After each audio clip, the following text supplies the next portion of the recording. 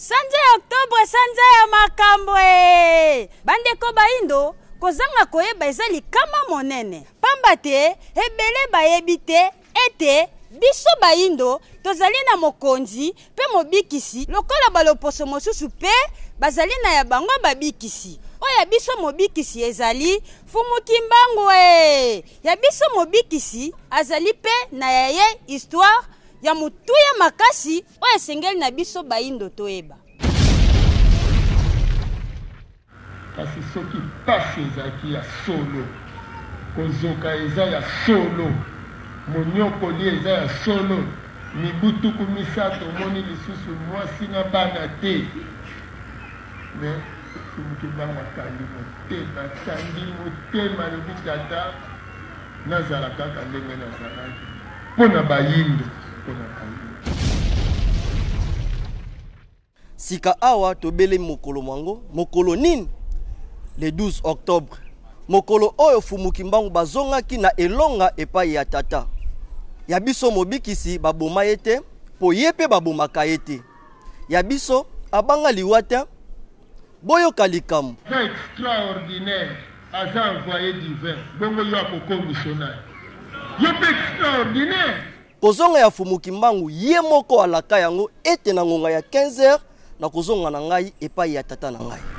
De bongo, bazaika kokembe nazo sola na bango, koyebisa bango boyika piko, bozala kosambela na kasi, biso mosala toyelaki, tosali tokokisi sikoyo tolimi tozonga. 15h moins 10, bango mpe babandi kosurveille. Alonga VUVAMU, lokwaza akolala wana na se, aboyaki ne kolala na mbeto, abendi poussin, mibale, moko atie ngambo moko atie ngambo ya motu. 15h moins 5, azotala bango azosolola.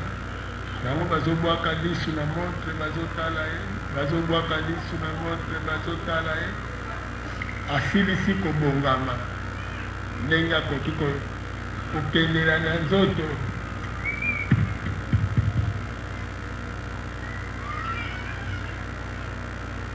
Moins 3 minutes.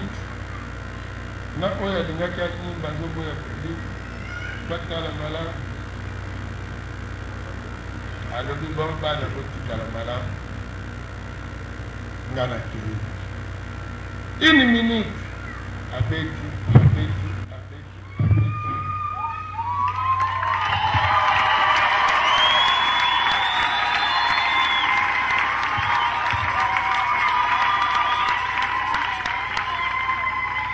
Moto ya boy azala te tikana beta tolo pona mobikisi na ngai, tikana sala fier pona mobikisi na ngai. Na bongo tata mama elenge soki ozali moindo longwa na ngambo ya boinga, tika kolanda batata ya baninga yaka kokumisa oyo ya yo. Pe soki olingi oyeba ya mingi pona mobikisi na biso, rendez-vous le 12 octobre oyo na Mongo Kongo, siège religion africaine VUVAMU. Le 3 octobre oyo euti koleka na Mongo Kongo, tolekeleki mindele moto pe bamoni yango.